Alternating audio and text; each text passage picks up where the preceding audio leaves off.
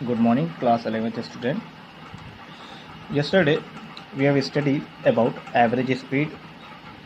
Today we will discuss about instantaneous speed and instantaneous velocity. Okay. Now, what is instantaneous speed?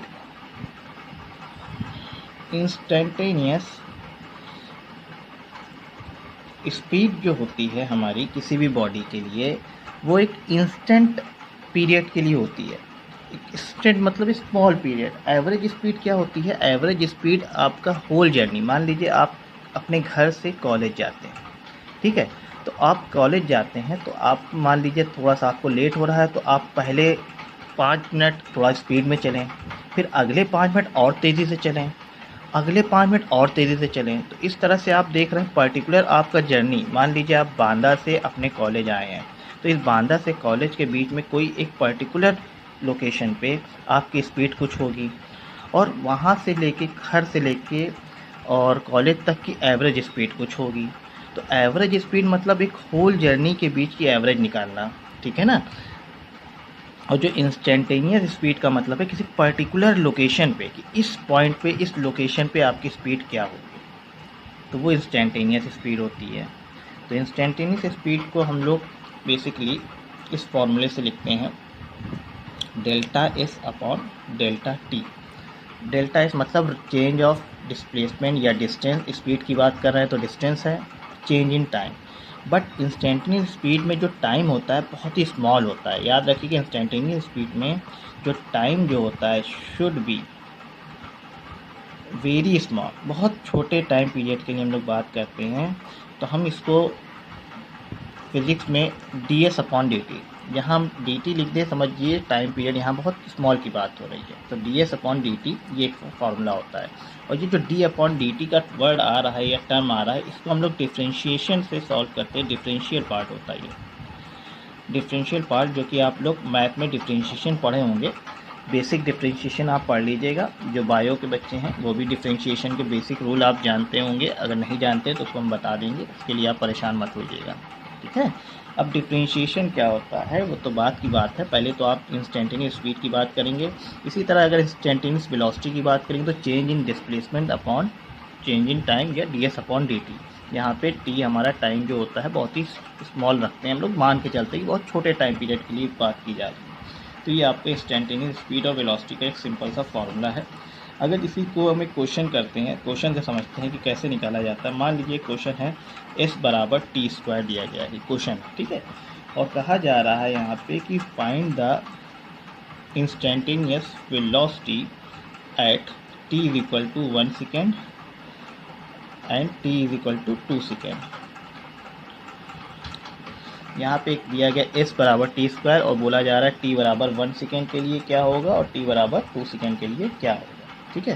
तो solve करते हैं।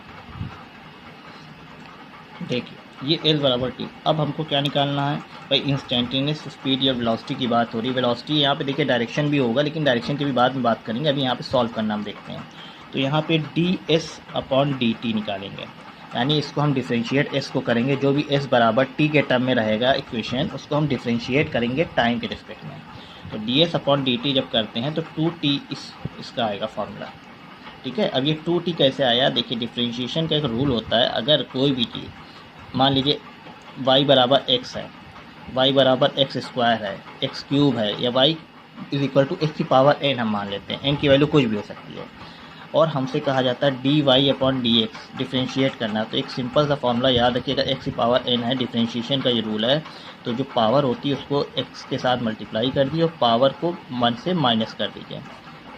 यही चीज़ हमने यहाँ पे भी किया है। टी स्क्वायर था, अगर आप देखिए s बराबर टी स्क्वायर है, तो हम क्या कर दें, यहाँ पे हमें डिफ्रेंशिएट करना था D S upon D T, तो क्या हो जाएगा, ये n है 2t और 2 माइनस 1 करेंगे तो 1 हो जाएगा, यानी 2t हो जाएगा डिफ्रेंशिएशन। तो ये डिफ्रेंशिएशन का रूल है, याद रखिएगा, बेसिक डिफ्रेंशिएशन। तो यहाँ से 2t आ गया। तो ये इंस्टेंट, अब t बराबर किस पे निकालना है, t बराबर 1 सेकेंड पे निकालना है हमें। तो 1 सेकेंड 2 इंटू 1 तो कितना हो गया 2। तो ये है मीटर पर सेकेंड में ही होगी भाई स्पीड है, तो 2 मीटर। और t बराबर 2 सेकेंड पे कितना निकालते हैं, 2 इंटू टी की जगह क्या रख दें 2, 4 मीटर पर सेकेंड। तो जो इंस्टेंटेनियस स्पीड है पहले सेकेंड पे 2 की स्पीड से चला है और दूसरे सेकेंड पे कितनी स्पीड से चल रहा है एवरेज इसके इंस्टेंटेनियस स्पीड 4 मीटर पर सेकेंड। ठीक है, अगर मान लीजिए इसी में आपसे कह देता थर्ड t इक्वल टू 3 के लिए सॉल्व कीजिए, तो आप कुछ नहीं 2 इंटू टी की जगह क्या रखते हैं 3, 6 मीटर पर सेकेंड। देख रहे हैं स्पीड इसकी चेंज हो रही है, 2 मीटर पर सेकेंड, फिर 4, फिर 6। इस तरह से आप इंस्टेंटेनियस स्पीड निकालते हैं। सबसे पहले आपको जो इक्वेशन दी जाए उसको आप डिफ्रेंशिएट कीजिए टाइम के रिस्पेक्ट में। डिफ्रेंशिएशन का रूल आप जैसे जैसे क्वेश्चन सॉल्व करेंगे आपको समझ में आता जाएगा, सिंपल सा। जैसे इसी को एक क्वेश्चन और करते हैं, आपको और अच्छे से क्लियर हो जाएगा। मान लीजिए इसी में एक क्वेश्चन और हम देते हैं आपको, s is equal to t cube minus 6t square, और कहा जा रहा है इसमें भी फाइंड इंस्टेंटेनियस वेलोसिटी निकालना है t बराबर 1 सेकेंड और t बराबर 2 सेकेंड के लिए। सबसे पहले क्या करिए, डिफ्रेंशिएट करिए D S upon D T. अब टी क्यूब का क्या हो जाएगा, वही देखिए इस फॉर्मूले से आप निकालिए। टी क्यूब का क्या हो जाएगा, मैं डायरेक्ट लिख रहा हूँ, आप सॉल्व कीजिएगा। 3t square minus 6t square का इसी फॉर्मूले से निकालेंगे तो कितना हो जाएगा 12 इंटू टी। ठीक है, 2 इंटू 6 12 और t की पावर 2 है, 2 माइनस 1 12 इंटू टी। बस अब t बराबर वैल्यू रख दीजिए 1 सेकेंड। फॉर 1 के लिए क्या हो जाएगा 3 इंटू 1 का स्क्वायर 1 माइनस 12 इंटू 1, तो ये हो जाएगा। ठीक है, 3 माइनस 12 कितना हो जाएगा -9 मीटर पर सेकेंड। इसी तरह t बराबर 2 निकालेंगे तो क्या हो जाएगा 3 इंटू 2 का स्क्वायर 4 माइनस 12 इंटू 2, तो ये हो जाएगा 12 minus 24 is equal to -12 meter पर सेकेंड। अलग अलग स्पीड आ रही है, अलग अलग सेकेंड में। इस तरह से आप क्वेश्चन को सॉल्व कर सकते हैं। इसके लिए डिफ्रेंशिएशन आपको ज़रूर पढ़ना चाहिए। Thank you.